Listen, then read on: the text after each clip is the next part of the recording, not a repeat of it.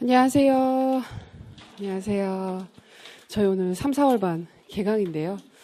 아침에 주말까지 날씨 되게 좋았잖아요. 되게 따뜻하고 와 이제 진짜 봄이구나. 봄이 왔다.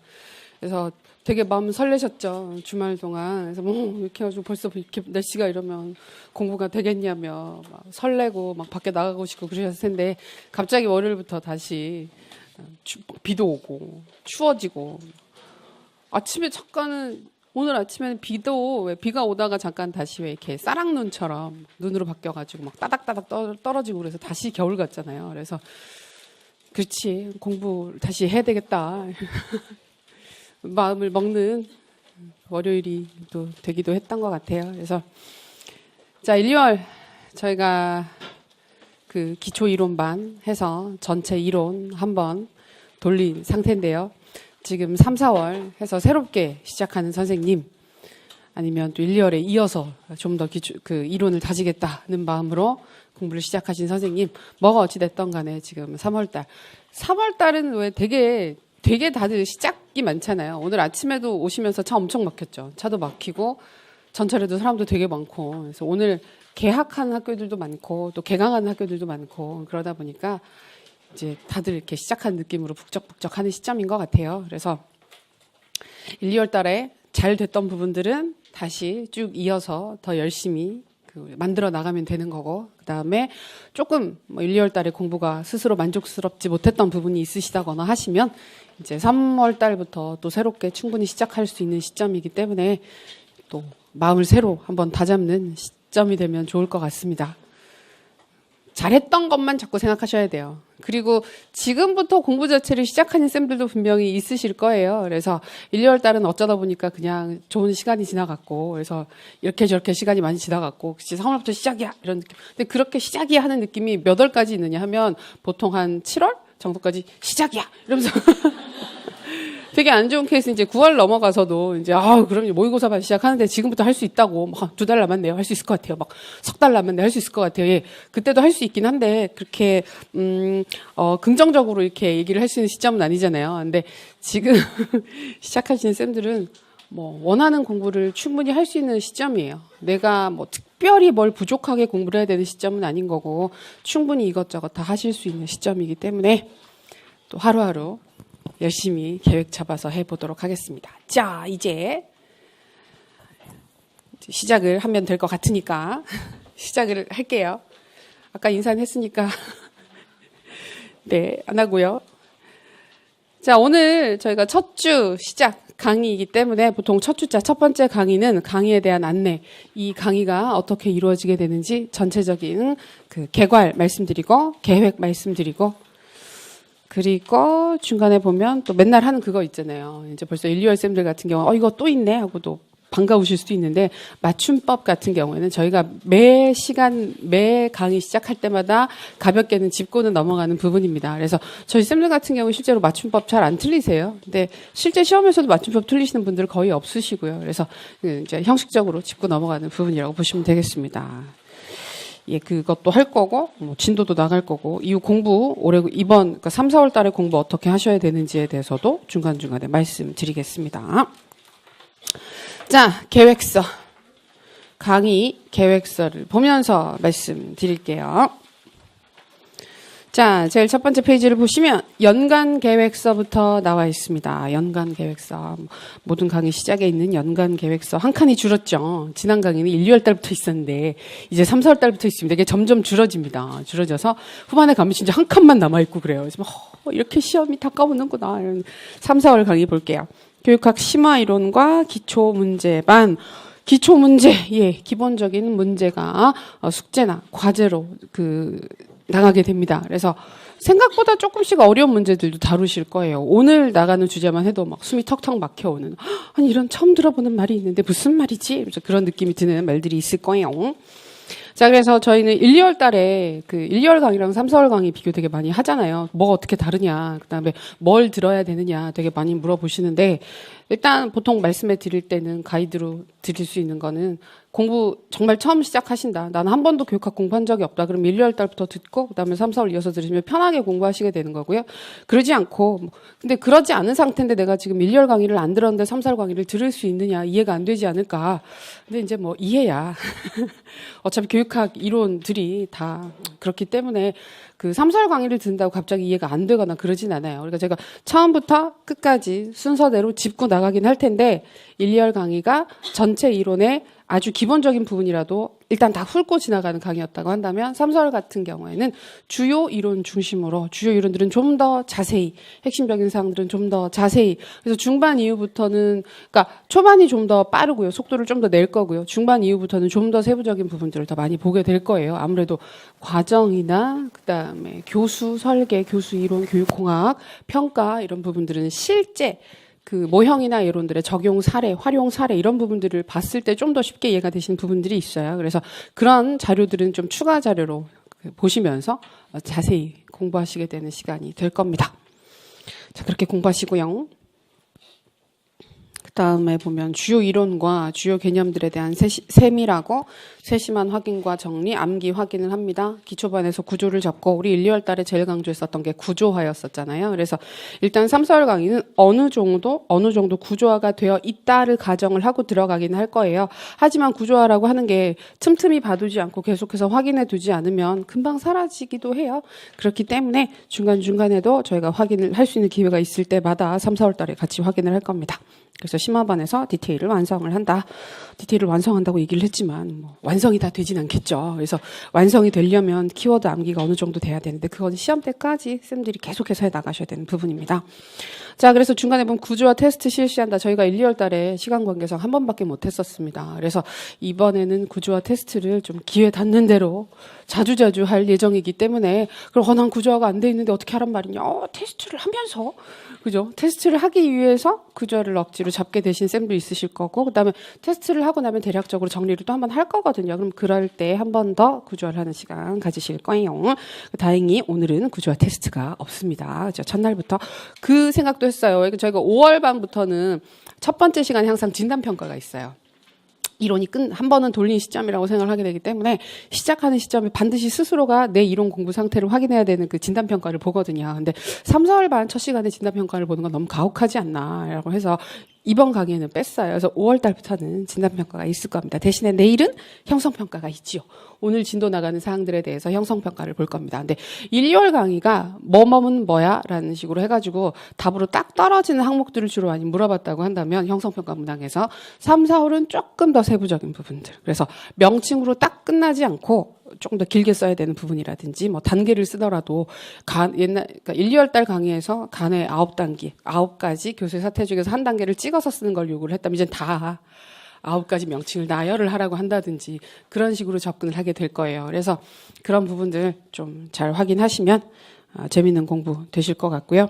그래서 매 시간 강의에 대한 형성평가는 있습니다. 꾸준히 봐나갈 거고요. 그다음에 스터디를 저희가 운영을 하게 되는데요. 스터디 같은 경우에는 그 원하시는 선생님들만 할 거예요. 그래서 오늘 그 직강 같은 경우에는 그 스터디 신청서 드릴 거거든요. 스터디 신청서 나눠드리면 원하시는 선생님들 이름이랑 그 전공 써주시면 제가 짜드리는 스터디 같은 경우에는 전공을 섞어서 짭니다. 그래서 타전공, 교육학은 같은 전공끼리 굳이 공부하실 필요가 없어요. 전공은 어쩔 수가 없이 같은 전공끼리 공부를 하지만 교육학은 그 타전공끼리 공부를 하셨을 때 오히려 더 솔직하게 서로 피드백도 줄 수 있고 부담 없이 마음 편하게 경쟁자가 아니잖아요. 진짜 경쟁자가 아니에요. 타전공 쌤들은. 그러니까 정말 편안하게 공부하실 수 있는 시간. 그렇죠. 그러니까 진정한 교육적 효과. 이질 집단. 그래서 스터디를 짜 드릴 텐데 원하시는 쌤들만 짜 드릴 겁니다. 그래서 보통 저희가 강의 시작 전이나 그다음에 강의 끝난 후 저희가 강의 끝난 후에는 직강 쌤들 같은 경우에는 저희가 상담 진행을 하잖아요. 다음 주부터 상담을 할 거거든요. 그러면 그 상담 진행을 할 때 상담 여기 어차피 강의실 자체가 상담 대기실이 돼요. 그래서 쌤들 복습하시고 정리하시고 그다음에 스터디 하시는 용도로도 다 강의실을 쓸 수 있으니까 그때 스터디 운영하시면 되겠습니다. 스터디는 어떻게 해야 되느냐 많이 물어보시는데요. 1, 2, 3, 4 스터디는 사실은 큰 차이는 없습니다. 1, 2월 달 같은 경우에도 복습을 하도록 만드는 스터디가 제일 중요하다. 그러니까 그 전공 스터디 같은 경우에는 공부를 하는 스터디가 있어요. 그죠? 모여서 진짜 공부를 하는 스터디가 있는데 수업을 들으면서 하시는 스터디는 공부를 따로 하는 스터디가 될 필요가 없어요. 시간을 그렇게 많이 쓰실 필요가 없어요. 강의를 들으시잖아요. 강의를 들으시는 상태이기 때문에 내용 자체를 같이 붙잡고 앉아서 이게 뭐예요? 이게 어떤 의미예요? 라고 서로 얘기를 하는 거는 진짜 시간을 좀 아깝게 쓰시는 거죠. 그래서 복습을 확인하는 스터디가 되시면 돼요. 그래서 우리가 진도 나간 만큼 이전 시간에 봤던 걸 공부를 해왔는지 서로서로 확인하는 거. 그러니까 결국은 이론 강의에서 제일 중요한 건 복습이 안 밀리는 게 중요한 거거든요. 그래서 복습을 밀리지 않게 해주는 스터디가 중요하기 때문에 쌤들은 복습해 오셔서 우리가 지금 보게 되는 형성평가처럼 문제를 만들어서 서로 확인을 한다든지 아니면 문제를 만들어 오는 게 귀찮으면 서로 그 구두로 물어보고 대답하고 하는 것도 괜찮습니다. 그런데 초반에는 구두로 물어보는 것보다 저는 손으로 쓸 수 있는 문제지를 만들어 오는 걸 좀 더 권장해요. 그게 좀 더 효과적이라고 생각을 하는 이유가 초반에는 말로 설명을 하면 길어요. 왜냐, 내가 이해는 했는데 키워드로 한두 마디 딱딱 떨어지고 그거 내가 봤는데요. 그게 무슨 말이냐면 그거 있잖아요. 그거. 이러면서 그 선생님이 그렇게 해서 이렇게 하면 이렇게 되는 거 아니에요? 이러면서 틀린 얘기는 아닌데 우리가 답을 쓸 때 정확한 키워드 초반에 특히 그런 개념화를 딱딱딱 할 필요가 있으니까 손으로 쓰는 게 훨씬 더 초반에는 효과적입니다. 근데 후반에 가면 말로 해도 정확한 키워드가 따다다다다 나오는 시점이 있어요. 그럴 때는 굳이 손으로 쓸 필요가 없고 구두로 바로 서로 확인을 하는 것도 의미가 있습니다. 근데 지금은 상대가 그런 식으로 애매한 말을 했을 때도 내가 틀렸는데요? 라고 얘기를 하기가 어려워요. 왜 틀렸는데요? 라고 얘기를 하면 나도 별로 할 말이 없어요. 그래서 그냥 틀린 것 같은 느낌이 좀 들어서 그렇다면 서로 그쵸. 되게 하기 불편해지고 그러잖아요. 그래서 객관적으로 확인을 할 수 있는. 그래서 지금은 특히 쌤들이 문제 내오거나 서로 이렇게 확인을 해 주실 때도 포인트가 정답이 교재를 통해서 확인이 될 수 있는 항목들을 물어보시는 게 좋아요. 그래서 간의 이론의 교육적 의의, 활용 방안에 대해서 3가지를 써보자 이러면 되게 서로 논쟁이 생겨요. 정답이 없기 때문에. 근데 그런 거 말고 단계를 써라. 9단계를 다 써라. 그 중에 3단계, 첫 번째 단계에 대해서 설명을 해라. 무슨 활동을 하는지, 교사가 어떤 활동을 하는지 설명을 해라. 예를 들어라. 이런 식으로 들어가는 건 괜찮지만 판단을 해야 되는 항목 같은 경우는 조금 조심스럽다. 그래서 그런 거 위주로 물어보시는 것도 좋겠습니다. 스터디 그렇게 하시면 되겠고. 자, 그리고 이번 강의에도 1, 2월 강의랑 마찬가지로 모의고사 및 개별 첨삭이 2번 있습니다. 당장 내일 모의고사를 볼 겁니다. 다행이죠. 오늘 보지 않습니다. 오늘은 보지 않습니다. 선생님들 표정이 당연한 거 아니냐. 그게 무슨 자랑이랍시고 오늘 보지 않는다고. 내일 본다는 얘기지 않느냐. 다음 주가 아니라 내일이란 말이냐. 내일 볼 거예요. 내일 볼 거고 범위는 전체 범위입니다. 전체 범위라서 안 돼요.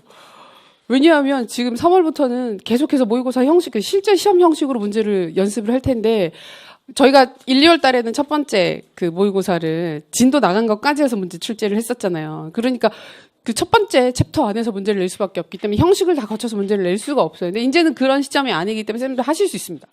하실 수 있고 충분히 하실 수 있는 시점이기 때문에 전 범위로 표정이 보니까 자, 혹시 그렇게 큰 부담을 느끼는 선생님들이 있으실 것 같아서 제가 여기에서 지난 시간에도 했었지만 전화번호를 알려드립니다. 자, 이상한데 팔아 넘기지만 마시고.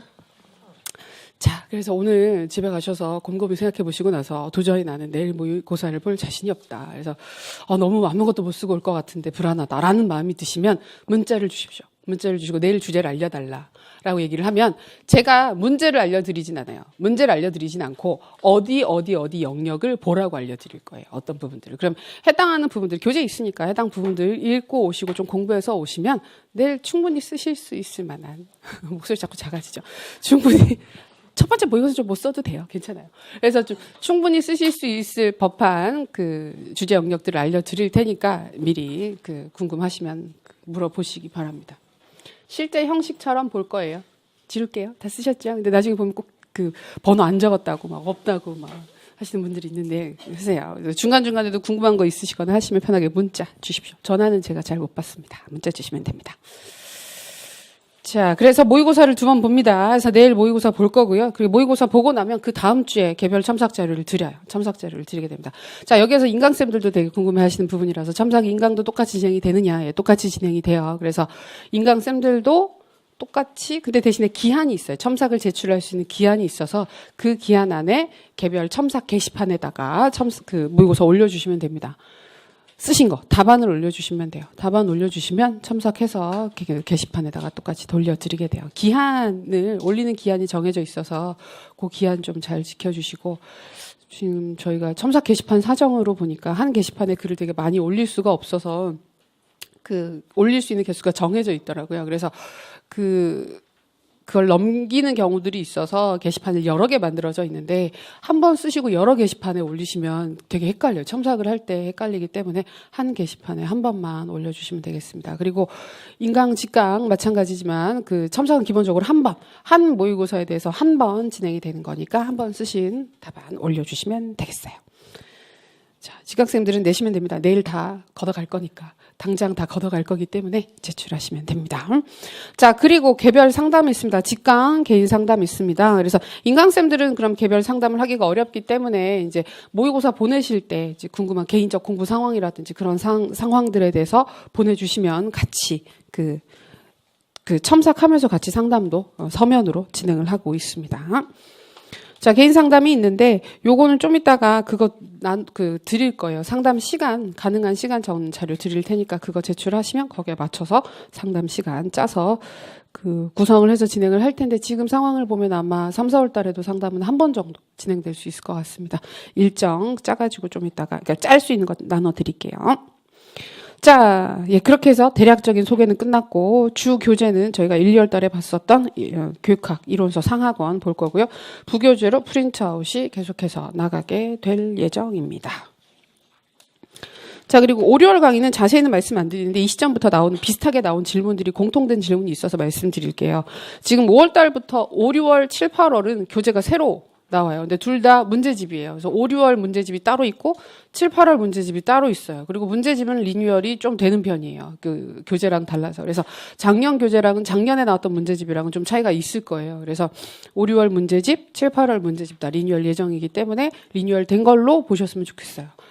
그 가끔 보면 왜 작년 교재 같은 경우에 이렇게 중고로 사서 보시는 경우들이 있잖아요. 근데 문제집은 굳이 그럴 필요가 있을까 싶은 부분이에요. 그래서 나오게 되면 그때 보시면 되고, 서브노트 많이 물어보세요. 서브노트 지금 봐도 되느냐 많이 물어보시는데, 서브노트는 작년 책이랑 올해 책이랑 큰 차이가 없을 겁니다. 큰 차이가 없을 거라서 보시던 거 있으면 그냥 보시면 되고요. 그다음에 혹시 미리 사도 되느냐, 지금 사셔도 큰 차이 없어요. 큰 차이 없기 때문에 지금 나와 있는 거 서브노트 구매하셔도 큰 무리는 없습니다. 그리고 5월부터 5, 6월, 7, 8월, 90, 11월 같은 경우에는 그 부교재로 서브노트를 계속 같이 봐요. 그래서 이론 확인을 하거나 하면, 그러니까 저희가 본 교재, 이 주 교재는 좀 두껍잖아요. 이런 게 2권이니까 두껍잖아요. 그러니까 요거보다 좀 많이 얇아요. 많이 얇다 그래도 그렇게 얇진 않지만 한 권에 한 3분의 2 정도 되는 분량, 그 한 권으로 전체 그 이론이 다 들어가 있으니까 후반부까지 보시기 편해서 서브노트 혹시 미리 보고 싶으신 쌤들은 보셔도 상관없다 말씀드렸습니다.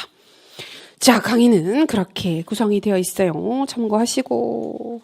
아, 특강이 있네요. 특강 얘기는 드릴게요. 2번째 페이지를 보시면 우리 특강 어떻게 되는지 있어요. 지금 작년이랑 특강이 좀 차이가 있습니다. 특강의 차이가 있어서 저희가 1, 2, 3, 4월 같은 경우는 핵심 주제 중심의 단락쓰기 특강이라고 해서 화요일 오후에 저희가 수업 끝난 2시부터 해서 그 본문의 단락쓰기, 짧은 글 쓰기 특강을 계속해서 진행을 하고 있습니다. 그래서 현장에서 단락을 쓰시는 거예요. 보통 4개 정도 주제를 중심으로 해서 그 주제를 현장에서 쓰시고, 그다음에 참고할 수 있는 짧은 글쓰기 사례를 보여드리고, 그런 걸 통해서 연습을 하시는 시간이니까 초반에 1, 2, 3, 4월에 좀 집중적으로 연습을 하시면 짧은 글쓰기 연습을 따로 하지 않으셔도 되기 때문에 이 특강 많이 참가해 주시면 좋겠고요.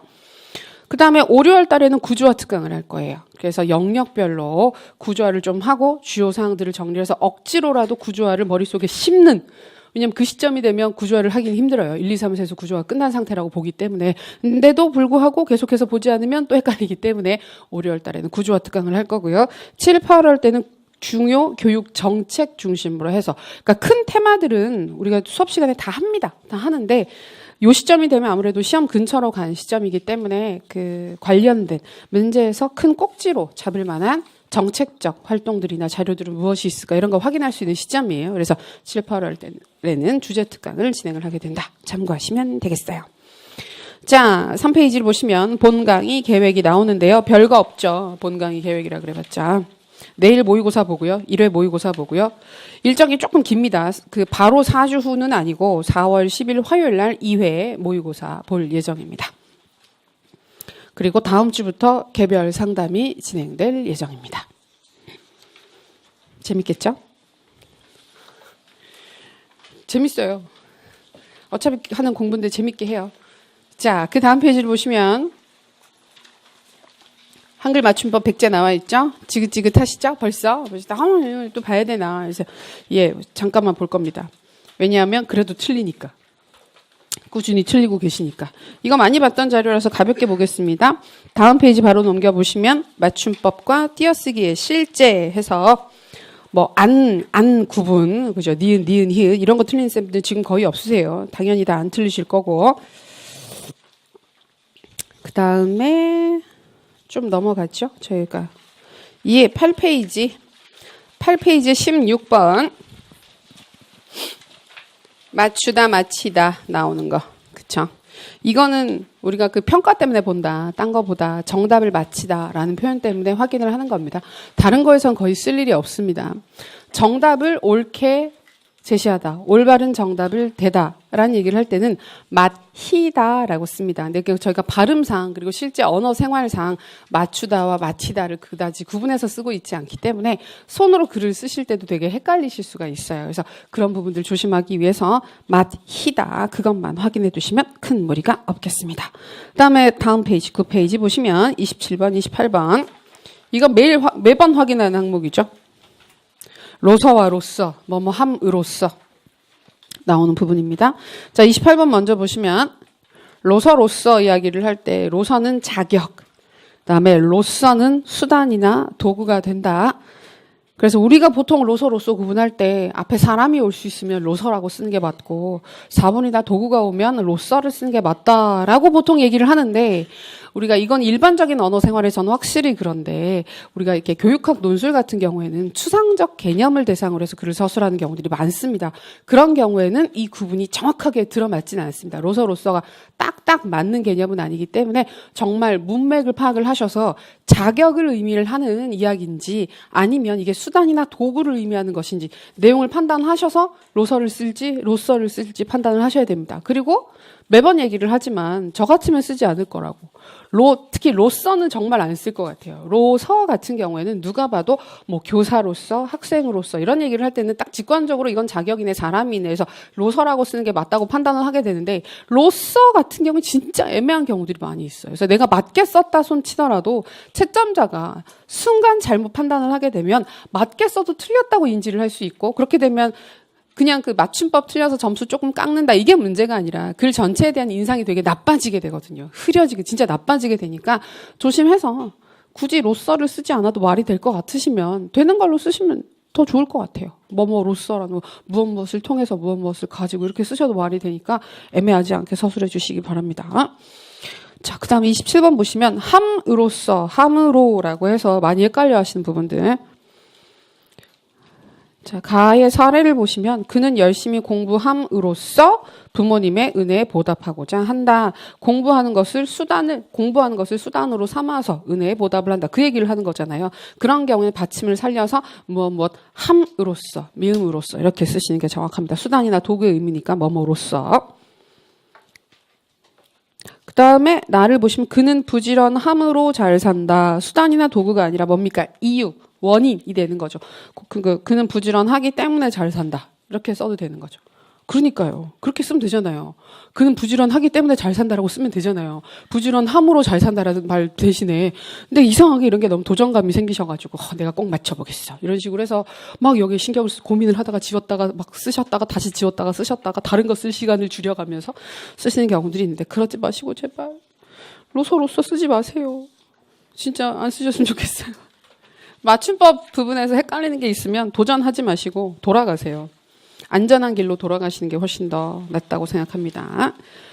자, 그 정도입니다. 그 뒤에는 그다지 저희가 신경 써서 봐야 할 부분들은 없고, 쌤들 어차피 교육학 논술은 멋진 문장으로 쓰는 글이 아니고 개별 키워드, 정확한 키워드가 표시를 하는 그 정답으로 가게끔 만드는 글들이기 때문에 서술에서 너무 욕심 안 내셔도 됩니다. 이 얘기는 내일 이제 우리가 논술 쓰게 되니까, 모의고사 쓰게 되니까 그때도 다시 말씀드리겠지만, 오랜만에 연습하시거나 그다음에 논술 공부 자체를 처음 하시는 쌤들 같은 경우에는 문장 서술, 글 서술에 대한 부담이 굉장히 커요. 다들 초반에 하는 질문이 똑같아요. 고민에 대해서 말씀하시면 난 글을 진짜 못 쓴다. 내용이 문제가 아니라 글을 못 써서 논술을 쓰는 게 너무 힘들어서 나는 고민이라 얘기를 하시는데 한 달만 지나면 아시게 됩니다. 아, 내용이 문제구나.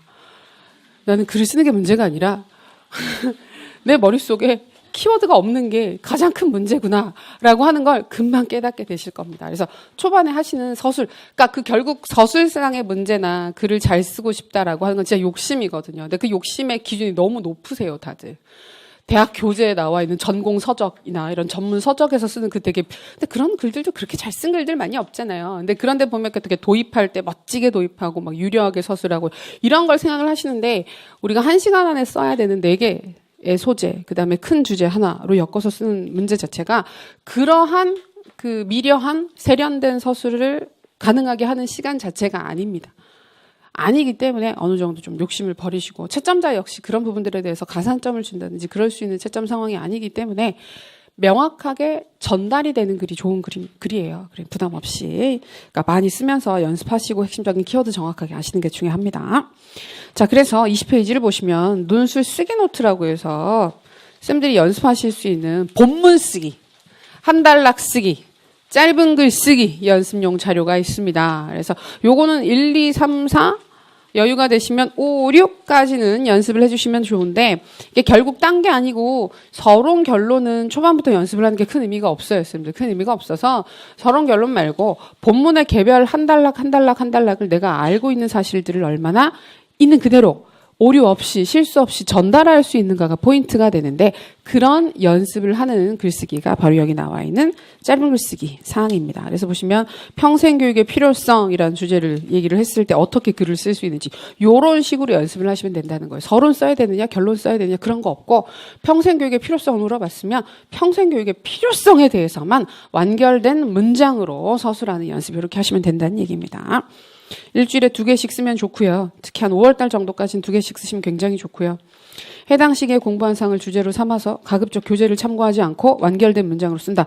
가급적 교재를 참고하지가 않고가 아니고 교재를 참고하지 않고 반드시 쓰셔야 합니다. 근데 잘 못 쓸 것 같은데 라고 하면 미리 공부를 하시고 쓰시면 돼요. 저희가 복습하잖아요. 복습하셨을 때 공부 다 하고 나서 보고 쓰는 게 아니라 복습을 다 한 상태에서 책을 덮고 안 보고 써보세요.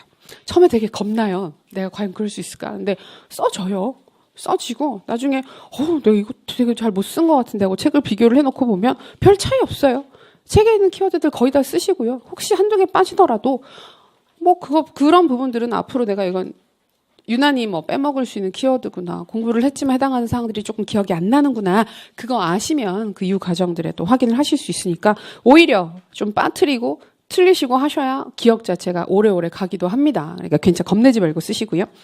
그다음에 전체 서술하고 피드백을 주는 시간까지 하는 시간까지 20분 안에 한 개당 20분 안에 그러니까 되게 긴 시간인데 원래 한 단락 쓰는 우리가 실제로 그 논술에서도 쓰시게 되는 한 단락 서술 시간이 6분에서 8분 정도 안에 반드시 한 단락을 쓰셔야 되거든요. 그러니까 한 단락 쓰기 연습도 6, 7분 정도로 시간을 잡으셔서 쓰시고 그다음에 다시 확인을 하고 피드백을 할 때 시간이 한 1, 2분 걸릴 거잖아요. 그리고 마음에 안 들면 새로 써보는 것까지 포함해서 20분인 거예요. 한 번 더 쓰는 것까지. 그러니까 2개를 쓰게 되는 시간까지 해서 20분인 거니까 좀 더 빨리 서술하신 쌤들 피드백 내용 자체가 적다, 공부가 잘 되셨다 그러면 10분 안에도 끝날 수 있습니다. 그럼 주당 2개씩 쓰시면 20분이면 되잖아요. 일주일에 20분 정도 해서 한 5월달 정도까지만 유지를 해주시면 그 이후부터는 논술 쓰실 때 내가 아는데 안 써진다. 아는데 어떻게 써야 될지 모르겠다. 이런 고민은 거의 하지 않으실 거예요. 자, 꾸준히 쓰는 게 중요하다. 근데 이 부분에 대해서 워낙 불안이 크셔가지고 지금 올해는 1, 2, 3, 4의 그 특강으로 이걸 연습을 하는 거예요. 그래서 특강에서 보통 주당 4개 정도씩 쓰거든요. 그러면 특강을 듣고 그 특강 시간에 바로바로 쓰는 쌤들은 굳이 따로 안 쓰셔도 됩니다. 이거. 근데 또 굳이 특강에서도 4개를 썼는데 굳이 몇 개를 더 쓰고 싶다 욕심내는 쌤들이 있긴 있으세요. 근데 지금은 많이 줄어드셨을 것 같아요. 1월 달에는 다들 막 되게 쓸 건데요. 매일 쓸 건데요. 그래서 안 될 텐데요. 선생님 전공하세요. 전공 막 그렇게 해도 설득을 해도 잘 듣지 않으시고 쓰겠다 하시다가 이제 좀 지나면 다들 금방 그 포기를 현실화 되시죠. 그래서 이건 특강 안 들으실 때 이 정도 하시면 되는 거고 특강 들으시면 특강만 하시면 돼요. 초반에 너무 욕심 안 내셔도 돼요, 쌤. 다들. 너무 욕심 초반에 막 불안해하지 않으셔도 되고, 그 과정 쭉쭉쭉 진행하시다 보면 다 되어 있어요. 너무 걱정하지 마십시오. 그래서 21페이지를 보시면 혹시 몰라서 짧은 글쓰기 주제. 자, 이거 저희가 1, 2월 달에 드렸던 주제 영역들입니다. 한번 모아서 드렸으니까 복습하시거나 활용하실 때도 좋겠죠? 좋습니다. 이렇게 해서 짧은 글쓰기 주제. 그리고 지금 저희 3, 4월 달에도 이거 말고도 매 그 챕터마다 글쓰기 주제가 또 나가요. 추가적으로 또 나갑니다. 좀 더 심화된 주제. 그러니까 여기가 좀 더 직관적인 개념이나 주요 활동들을 물어봤다고 한다면 그걸 조금 더 활용할 수 있는 심화된 주제들이 글쓰기 주제로 3, 4월 달에 나가게 되니까 그것도 참고해서 연습하시면 되겠습니다. 앞뒤 말이 안 맞죠. 앞에 너무 많이 하지 마세요. 열심히 하지 마세요. 그래 놓고 또 심화 주제를 드릴 테니까 이것도 해라 저것도 해라. 예. 욕심내지 마시고. 그거예요. 너무 무리하지 마시고 너무 욕심내지 마시고 할 거 다 하시고 전공도 하시고 교육학도 하시고 취미생활도 하시고 마음 편안하게 가지시고 다 아시고 이런 거죠. 할 수 있습니다. 자, 그 다음 페이지를 보시면 제가 추가 자료라고 해서 이제 수업 시간마다 이제 주요 개념들이 되는 게 계속해서 나갈 거예요.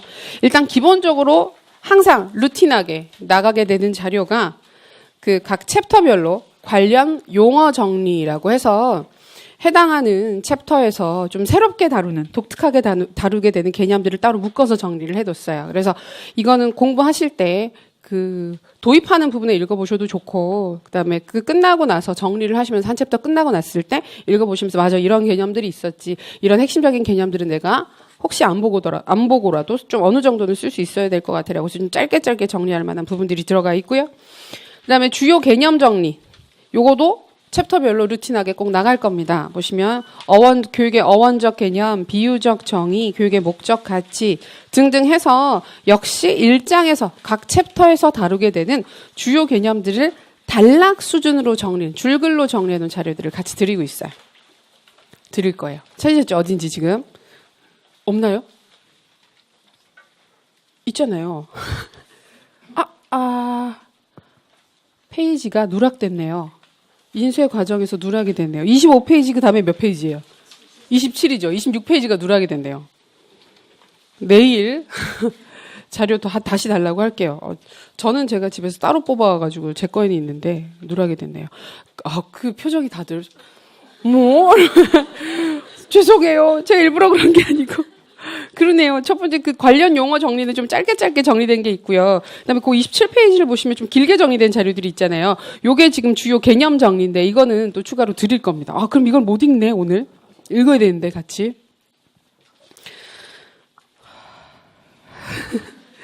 계획에 차질이 생겼습니다. 그래서 이런 식으로 해서 매 챕터별로 관련 용어 정리, 개념 정리는 계속해서 나갈 거고, 그 다음에 28페이지를 보시면 정리 주제라고 해서 추가로 드리는 글쓰기 주제예요, 이게. 근데 이거는 꼭 글로 안 쓰셔도 괜찮아요. 글로 안 쓰셔도 되는데 한 번 정도씩 생각해 보시는 거.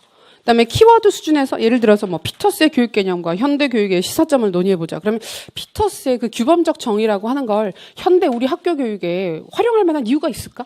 어떤 점에서 도움이 되는 걸까? 정답이 있는 건 아니잖아요. 그렇게 문장화해서 다 쓰실 필요는 없지만 그래도 한 번 정도는 생각을 해보시면 도움이 되니까 키워드만이라도 한번 정리해보시면 좋을 것 같습니다. 그리고 지금 오늘은 다 사실 이거보다는 추가 자료가 없는 편인데 이제 다른 챕터들 넘어가게 되면 그러니까 교육 과정부터 해서 좀 주요한 챕터로 볼 수 있는 과정부터 해서는 뭐 세부 모형이라든지 세부 사항이라든지 그런 것들과 관련된 추가 자료가 또 나가게 됩니다. 자, 마지막 페이지 29페이지를 보시면 연습 문제가 있어요. 연습 문제. 이게 이제 숙제인 거예요. 오늘 숙제가 막 이게 지금 5급 행정직 문제잖아요. 5급 행정직 문제는 굉장히 어려운 문제들이 많습니다. 근데 이제 본격적으로 다루게 되는 걸 저희가 5월, 6월 달에 다 다뤄요. 이런 부분들을 다 해결을 하긴 할 텐데 미리 챕터별로 연습할 수 있는 사항들을 드릴 테니까 지금 풀지 마시고요. 어차피 안 풀립니다. 지금 푸셔도 안 풀리니까. 이런 부분들은 이제 매 시간마다 난이도의 차이는 조금씩 있지만 다룰 만한 주제들을 드릴 거예요. 그러면 쓰실 수 있으면 이때는 뭘 해오시면 제일 좋으냐 하면 한 단락. 그래서 5줄, 6줄 정도로 문장화해서 해결을 해오시면 제일 좋고요. 근데 그게 번거롭고 힘드시다. 굳이 문장화를 해야 될까? 굳이 문장화 안 해도 되죠. 그런 경우에는 키워드만 가볍게 써 오셔도 무리 없으니까 풀어만 오시면 되겠습니다. 다음 시간에 항상 풀이를 해요. 연습 문제 드린 건 그 다음 시간에 풀이를 할 거예요. 그래서 수업은 이런 자료들이 추가적으로 나가게 되는 거고 본 진도 자체는 교재를 중심으로 나가게 됩니다. 괜찮으시죠? 어려운 거 없으시죠? 있으신가요? 자, 좋습니다.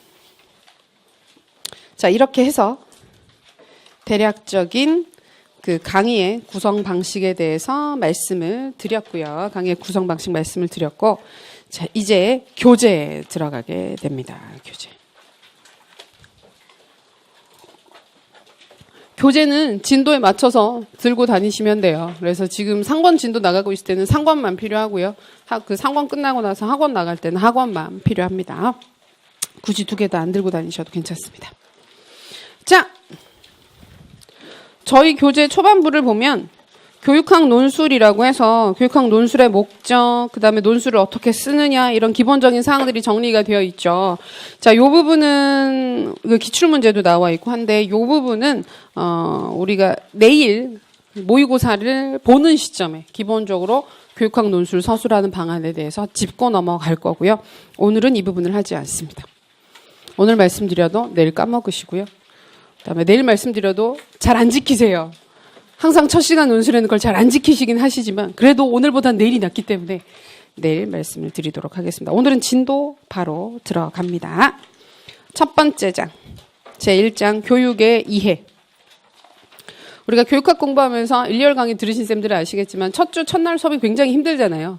그래서 이렇게 오래 앉아서 수업을 듣는 것도 되게 드문 일이고 4시간 동안 쭉 이어서 수업을 하는 게 좀 버거워서 나중에 상담할 때나 얘기 들어보니까 첫 주에 수업하고 집에 가서 막 알았다고. 그렇죠. 수업 듣고 나서 막 너무 힘들어가지고 막 몸살처럼 막 쓰러져서 이렇게 계셨다는 분들 되게 많으셨는데 한 3주 지나고 나면 그때 일이 너무 우습게 느껴진다. 그래서 첫 주 진도 제일 적게 나갔는데 그다음에 내용도 제일 쉬웠는데 왜 그때 알았을까? 지금 알았어야 하는데 그래서 막 과정 넘어가고 심리 넘어가고 그 시점부터 해서는 막 이게 아닌데 이런 느낌을 받으시다가 교실론 들어가면 큰일 났다라는 느낌이 확 들잖아요. 근데 첫날 워낙 힘들어요. 그래서 지금 3, 4월 수업 같은 경우에도 예전에 수업, 1, 2월 수업 듣고 오신 쌤들은 오늘은 쉬어가는 시간이네. 가볍게 하고, 끝나고 뭐 할까? 이런 생각만 하고 계시잖아요. 사실은. 좀, 오늘 모의고사 내일 될 대로 되라지. 이런 느낌으로.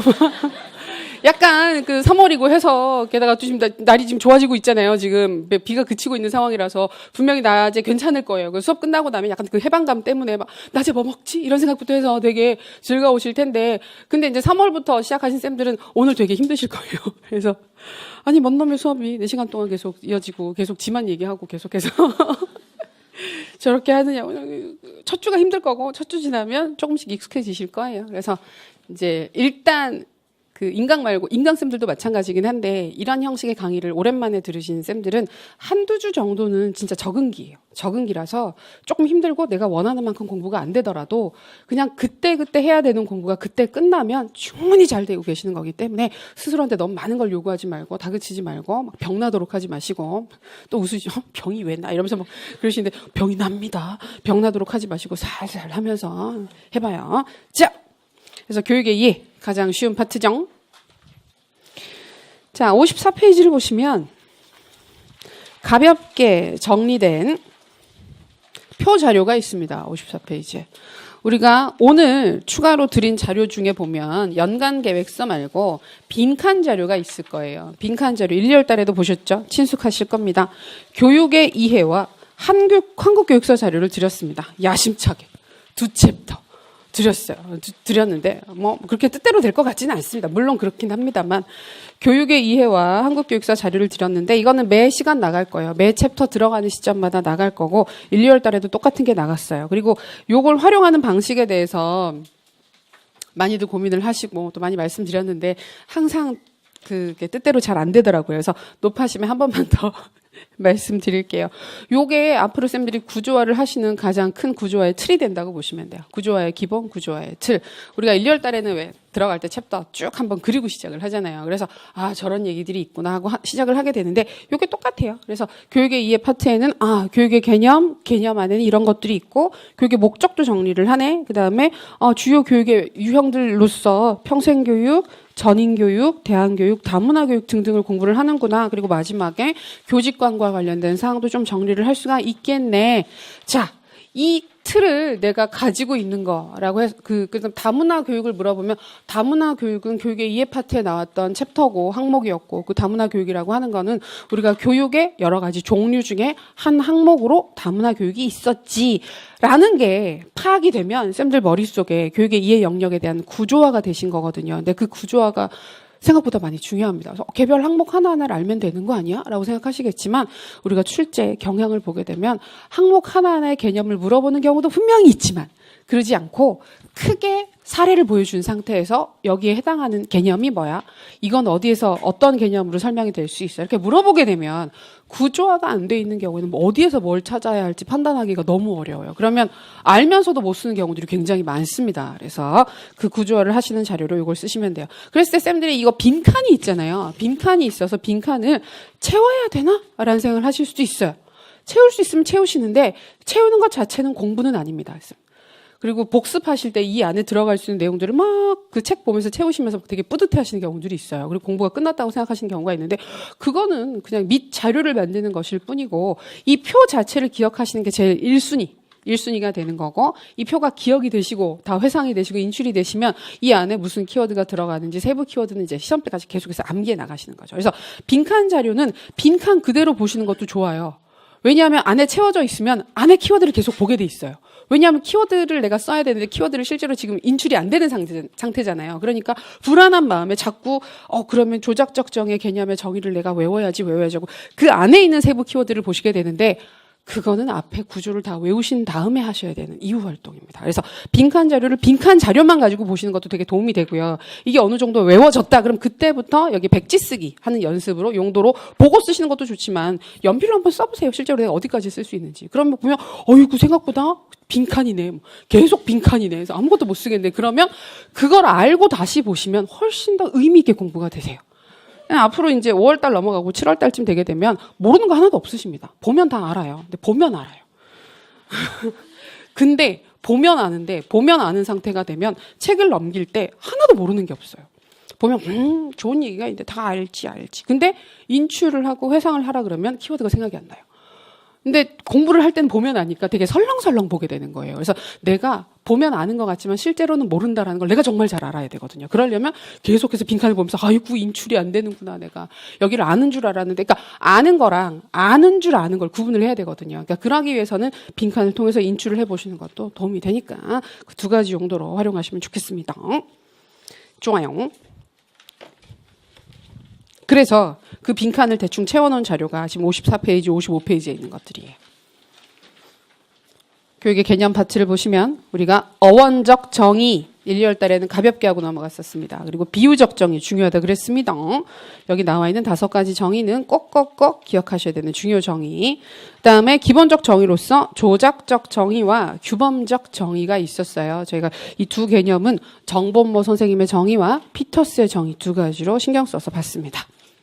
그다음에 교육의 목적 또는 기능, 추구하는 가치 이야기를 할 때 내재적 목적과 외재적 목적이라고 하는 크게 구분된 항목이 있었습니다.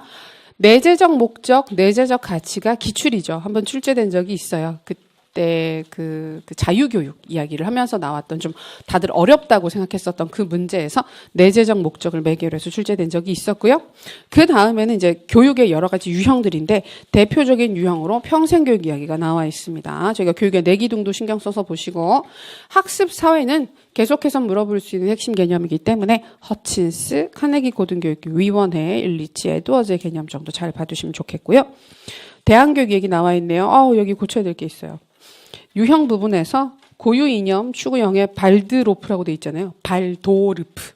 죄송합니다. 발도르프. 학교로 고쳐주시면 됩니다. 저희 교재도 발도르프로 돼 있는데 여기만 좀 잘못돼 있었습니다. 밑에는 발도르프라고 적혀 있잖아요.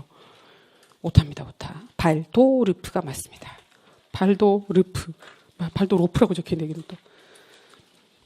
발도르프. 예, 발도르프. 좀 이따가 교재에서 확인하시게 될 거예요. 그리고 지금 여기에는 빠져 있는데 다문화 교육도 중요한 주제 영역 중에 하나죠. 우리 빈칸에 있었습니다. 빈칸에서 다문화 교육 같이 확인하시고 교직관, 성직관, 노동직관, 전문직관 중심으로 확인하셨던 거 기억이 나실 거예요. 가볍게 이런 구조가 있었구나 떠올려 보시면서 본 교재로 들어가겠습니다. 자, 56페이지. 맞아요. 이거 들어가기 전에 그거 해야 되는데. 죄송합니다. 순서가. 오늘 첫 시간이라 저도. 아까 받으셨던 자료 중에 추가 자료에서 25페이지를 보십시오. 25페이지. 관련 용어 정의 있죠? 이쪽 파트에서 우리가 주로 다루게 되는 주요 용어들입니다. 복습하실 때 이 파트는 관련 용어 정의랑 그다음에 관련 개념 정의 정리 파트는 최소한 1권은 보셔야 돼요. 저희가 수업에서 다루는 부분도 있을 거고 다루지 못하는 부분도 있을 텐데 다루든 안 다루든 꼭 한 번씩은 1권은 보셔야 되는 파트입니다. 자, 우리가 여기에서는 주요 개념들. 자, 교육적 존재라는 말이 있습니다. 인간을 교육적 존재라고 설명을 합니다. 자, 보시면 인간은 후천적으로 주어지는 교육적 경험을 통해 인간으로서의 능력과 가능성을 발휘하고 실현해 나가기 때문이다. 그러니까 우리가 인간은 교육적 존재다라는 말을 하는 경우가 있어요. 그랬을 때 그것의 의미, 자, 외우시는 건 아니고 이런 부분들은 이쪽 영역에서 주요하게 사용하게 되는 용어들이에요. 말들이에요. 이런 식으로 말을 한다는 거예요. 그랬을 때 인간은 교육적 존재다라는 얘기를 했을 때 쌤들 머릿속에 교육적 존재, 교육을 계속해서 받는다는 얘기인가? 교육을 통해서 변화가 될 수 있다는 얘기인가? 예, 그런 의미들을 다 내포하고 있는 거죠. 그렇기 때문에 후천적으로 학습을 하고 교육을 받아나가는 과정을 통해서 진정한 인간이 된다. 교육을 받아야만 인간이 된다라는 의미로 교육적 존재다라는 말을 하고 있다. 이해하시면 되겠습니다. 사회화 이야기 나와 있네요. 저희가 이거는 우리가 1, 2월 수업에서도 후반부에 사회화, 그 교육 사회학할 때 사회했던 게 나와서 되게 반갑게 보실 수 있을 겁니다. 그다음에 교육의 개념적 요소. 자, 이거는 우리가 피터스 이야기를 할 때 나오는 개념이기는 한데 그 조금 다른 명칭으로 설명을 하고 있기 때문에 나온 김에 봅니다. 교육의 개념적 요소. 교육의 개념 속에 논리적으로 내포되어 있는 요소들이다. 피터스는 그것을 규범적 요소, 인지적 요소, 과정적 요소라고 설명을 하고 있다 얘기를 하고 있어요. 왜냐하면 쌤들이 피터스의 3가지 준거, 교육의 준거를 얘기를 해라. 그럼 이 3가지가 퍼뜩 머릿속에 떠오르실 거예요. 근데 교육의 개념적 요소로는 뭐가 있을까? 그럼 뭐야? 뭔 소리를? 교육의 개념에는 뭐지? 라고 되게 막연하잖아요. 근데 이렇게 물어볼 리는 없는데 이런 식으로 말을 하는 학자들도 있기 때문에 교육의 개념적 요소라고 했을 때는 교육이라는 개념을 결정짓게 하는 핵심적인 요소들에는 뭐가 있을까? 그러니까 다양한 이론들이 있겠지만 피터스를 예로 들자면 피터스가 얘기를 했었던 이 3가지 준거가 교육을 교육답게 해주는 교육에 포함되어 있는 개념적 요소로 설명이 될 수 있다. 이해를 하시면 됩니다. 성향 읽어보시면 되고 교육과 훈련 부분 나와 있네요. 지, 정, 의, 체. 정의는 보통 요새는 같이 묶어서 많이 보는데 그래서 정의를 더해서 덕이라고 많이 얘기를 하잖아요. 정의적 측면. 이런 부분들.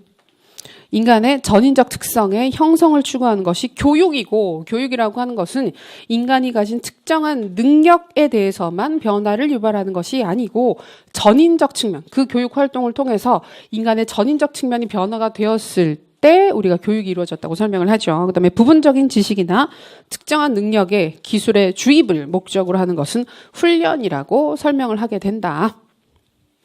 그렇죠. 그래서 그 특정 기능을 습득하게 만드는 것을 주 목적으로 삼는 활동이라고 한다면 교육이 아니라 훈련이 되는 것이고, 그러한 기능을 수행하는 과정에서 나타나게 되는 전인적 변화, 성장, 발달을 함께 추구를 한다면 그건 교육이 될 수 있다. 자, 가치지향성.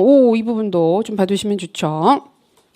우리가 흔히 얘기를 하는 개념입니다. 교육은 가치지향적이다. 가치지향성을 내포하고 있다.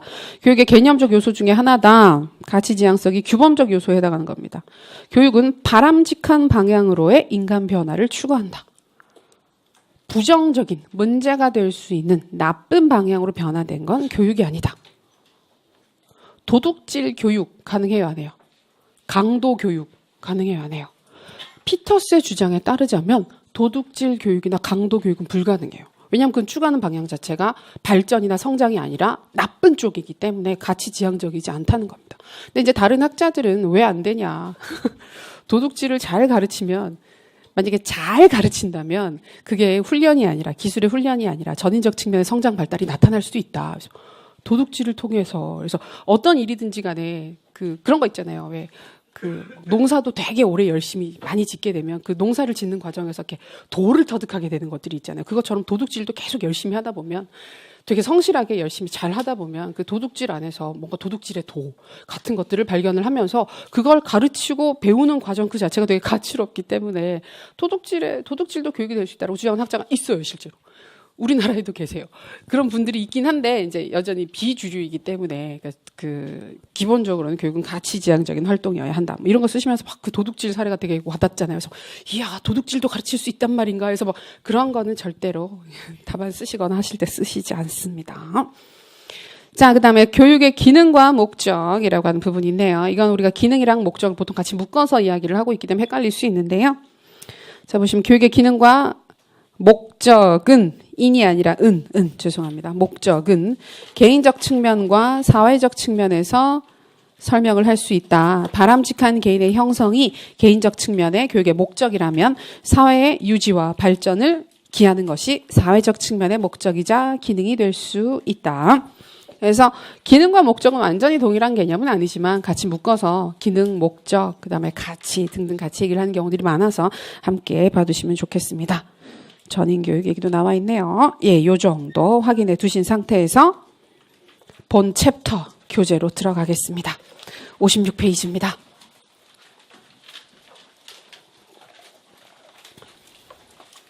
교육의 개념 물어볼 수 있을까? 실제 시험에서 물어볼 만한 부분일까? 물어볼 가능성이 그렇게 높은 파트는 아닙니다. 특히 초반에 나오게 되는 어원적 정의 같은 경우는 정말 교육학 개론책 제일 처음에 나오는 파트잖아요. 그래서 첫 시간에 우리가 교육학 개론 수업 들으셨던 기억을 더듬어서 떠올려 보시면 첫 시간에 그거 하잖아요. 교육이란 무엇인가? 얘기해 보세요. 각자 생각하는 교육의 개념에 대해서 한번 얘기를 해봐라. 그럼 저희 수업 듣는 학생들이 다 돌아가면서 한마디씩 하잖아요. 뒤에 얘기하면 큰일 나죠. 다 앞에서 얘기를 하니까 뻔한데 다들. 그래서 얘기를 하면 갑자기 그 중에 좋은 게 있었다 이러면서 막 정리를 해주고 어원적 정리 들어가고 보통 그렇게 수업을 하잖아요. 그래서 그 파트예요. 그래서 도입을 할 때는 참 의미가 있고 재미가 있고 우리가 교육을 공부하는 초학자 그리고 교사가 될 사람들이 교육에 대해서 반드시 생각을 해봐야 되기 때문에 굉장히 필요타당한 부분은 맞는데 이제 문제를 출제하기에 있어서는 너무 기본적인 파트라서 조금 조심스럽다는 거죠. 그래서 몰라도 되는 파트는 아닌데 굉장히 심각하게 봐야 되는 부분은 아닙니다. 자, 어원적 정의부터 나오고 있네요. 자, 동그라미가 아니고 괄호 1번을 보시면 동양적 어원이다라고 해서 교육 나와 있습니다. 우리가 지금 현재 쓰고 있는 말 교육. 개념 포인트 보겠습니다. 포인트 보시면 동그라미 1번. 교육은 성숙한 부모나 교사가 미성숙한 자녀나 학생에게 착하게 살도록 모종의 가치 있는 것을 솔선수범해서 가르치고 자녀나 학생이 그것을 본받고 배우는 활동이다. 포인트가 보이죠? 성숙한 교사, 미성숙한 학생, 그다음에 가치 있는 것, 그다음에 솔선수범해서 가르친다. 포인트들입니다. 동양적 어원에서 강조하는 부분입니다. 연장자이고 미리 배워서 배움을 가지고 있는 교사가 그렇지 못한 미성숙한 학생을 가르친다. 그런데 솔선수범해야 된다 그러잖아요. 솔선수범을 해야 된다라고 하는 건 교사가 실제로 모범을 보여야 한다는 이야기겠죠.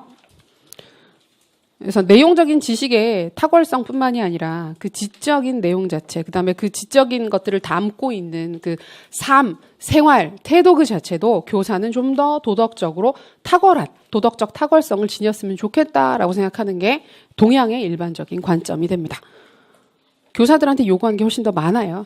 우리가 서양적 관점에서 보게 되면 교사 좀 이따가도 나오지만 교사를 주로 했던 직업적 집단 자체가 사회적 신분이나 지위가 그렇게 높지 않았던 적이 많습니다. 서양 같은 경우는. 그래서 교직 자체에 대한 가치가 그렇게 높게 부여되지 않는 경우들이 있는데 우리 동양권을 보게 되면 보통 이게 소위 얘기를 하는 게 왜 부모나 교사나 그다음에 그 군주가 다 같은 급이잖아요. 우리를 인간답게 살게 해준 가장 중요한 존재로서 교사가 같은 급으로 들어가 있고 모범이 될 만한 탁월한 사람들이다라는 관점을 가지고 있기 때문에 훨씬 더 위치 자체가 좀 다른 의미를 가지게 되죠. 그러다 보니까 자연스럽게 동그라미 3번 교사와 아동 사이에 수직적 인간관계를 가정하게 됩니다. 요새는 그런 거 있으니까 옛날엔 그런 말이 있었잖아요. 선생님 왜 그림자도 밟지 마라 라고 해서 정말 이렇게 길을 걸어가다가 그림자가 있으면 내가 감히 어떻게 선생님 그림자를 가서 더 열심히 밟고 막 안 보겠지 하면서 밟고 요새는 뭐 그림자만 안 밟는 게 아니라 그렇죠. 뭐 교사를 막 이렇게 같이 이렇게 폭행하기도 하고 그런 일들이 있는데 정말 이렇게 동양적 어원에 따르자면 있을 수가 없는 폐륜적인 일이겠죠. 자, 어원에 있어서 포인트 기억하시면 좋겠고요. 자, 서양적 어원 크게 페다고지와 에듀케이션 두 가지로 봅니다. 독일어의 어원도 나와 있긴 한데 잘 보진 않고요. 저희는 이제 보통 페다고지, 에듀케이션 두 개 정도를 확인하게 되는데요. 자, 페다고지 요게 재밌어요. 그리스어의 파이다고고스에서 유래를 했다. 귀족의 자녀가 성인이 될 때까지 교육을 담당했던 노예가 교복인데요. 교복이라고 얘기를 한 옷이 아니라 그죠? 교복이 노예예요. 근데 이 노예가 파이다고고스였던 거예요. 그래서 그 용어에서 페다고지라고 하는 말이 만들어졌다고 합니다.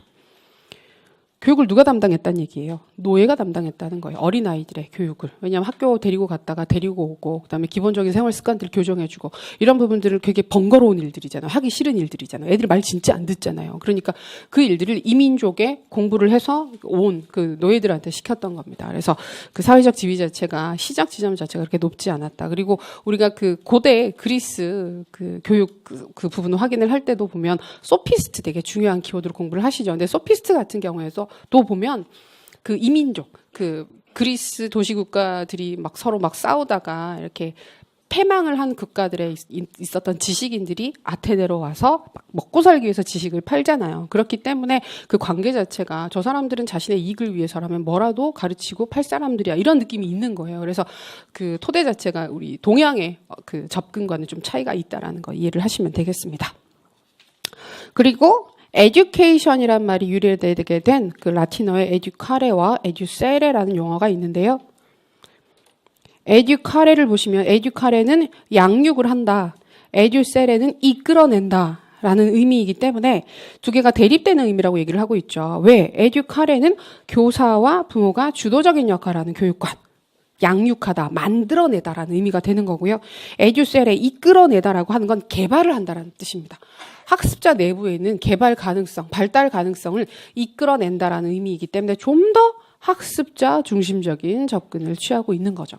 그래서 실제로 교육 그 어원적 정의 얘기를 할 때 가장 특이하게 우리가 확인을 하게 되는 게 에듀세레의 개념입니다. 에듀세레.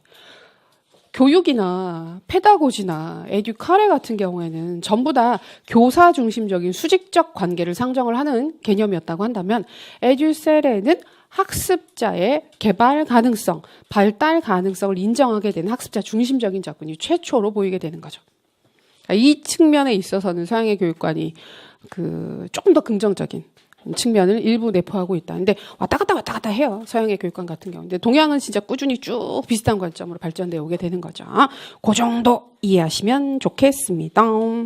에듀셀에 좀 중요하니까 신경 써서 봐주세요. 자, 그 다음에 비유적 정의 나옵니다. 이건 1, 2월 달에 굉장히 신경 써서 잘 했던 파트예요. 중요한 파트입니다. 각각 포인트들은 잘 봐두시면 되겠습니다. 주형의 비유. 가장 오래되고 광범위하고 전통적이고 상식적이고 일반적인 비유다. 개념. 동그라미 3번 꼭 암기하시죠. 교육을 장인이나 제작자가 쇳물이나 진흙을 일정한 모양의 틀에 부어 어떤 모양을 만들어내는 일로 이해하는 방식이다. 주형이라고 하는 그 틀을 기본으로 해서 비유를 하는 겁니다. 교육과정의 주체가 교사가 되고 학생은 변해야 될 대상으로 접근을 하게 되죠. 기본 개념 파악해 두시고 장단점들 봐두시기 바랍니다. 자, 성장의 비유. 가장 긍정적인 비유 중에 하나죠. 그리고 현대도 가장 많이 강조를 하는 접근 중에 하나입니다.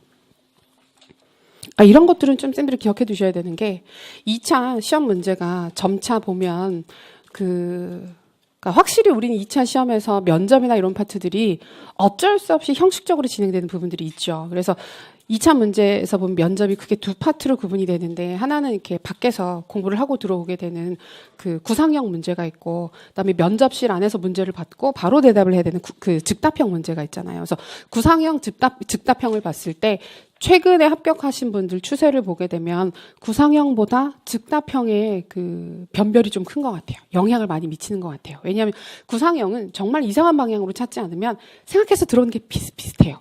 그리고 최근에는 그 각 지역별로 문제를 출제하는 경우들이 있어서 지역별 정책들이라든지 교육 사업들을 물어보게 되면 외워서 대답을 하는 거예요, 진짜. 그래서 이 지역에 얼마나 관심을 갖고 있느냐, 공부를 해왔느냐, 그런 성실성 부분을 보는 거라고 한다면 즉답형은 보면 출제되는 경향 자체가 정답이 진짜 없는 것들 있잖아요.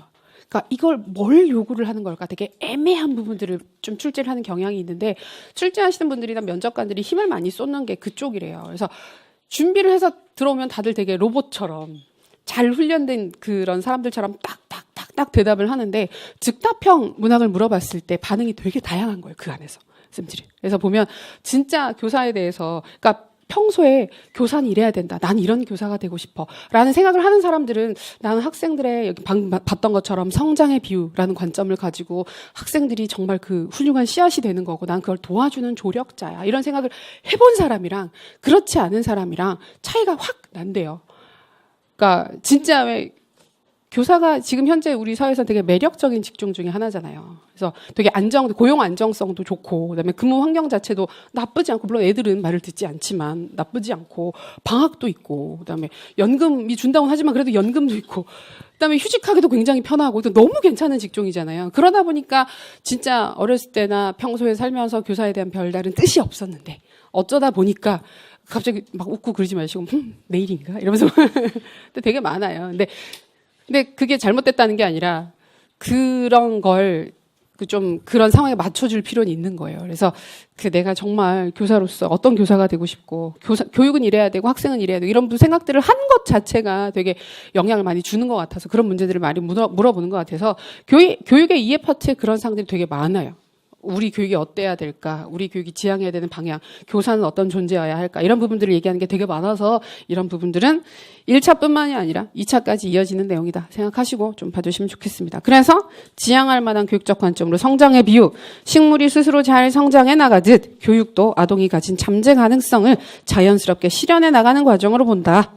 그래서 동그라미 3번 교육에 있어서 주도적인 역할을 하는 것은 아동, 학생 자신이고 교사는 단지 환경을 조성해주고 도와주는 조력자의 역할을 수행해야 된다라고 강조를 하게 되죠. 이 두 가지가 제일 중요하고요. 그다음에 이 두 가지를 절충하거나 조금 다른 관점으로 설명을 하게 되는 비유적 정의들이 예술의 비유, 성년식의 비유, 만남의 비유가 있습니다. 예술의 비유는 동그라미 니은 예술가와 재료 사이의 관계처럼 교사와 학생의 관계도 일방적인 것이 아니고 상호작용하는 관계다. 재료의 성질과 예술가의 특성 등이 상호작용해서 나타나게 되는 결과로서 예술의 비유를 설명하고 있고요. 성년식의 비유. 자, 요거는 원래 피터스가 제시를 했었던 교육의 개념 중에 하나였습니다. 교육이란 무엇이냐에 대해서 피터스가 얘기를 하다가 교육은 이런 측면도 있고 이런 측면도 있지. 근데 그 중에 하나가 교육은 성년식의 역할을 하고 있는 것 같아 라고 얘기를 했던 부분에서 따온 거예요. 자, 개념. 미성년자가 성년식을 거쳐 어른이 되고 부족사회 일원이 되는 것처럼 교육은 학생을 문명화된 삶의 형식, 인류 문화유산에 입문시키는 것이다.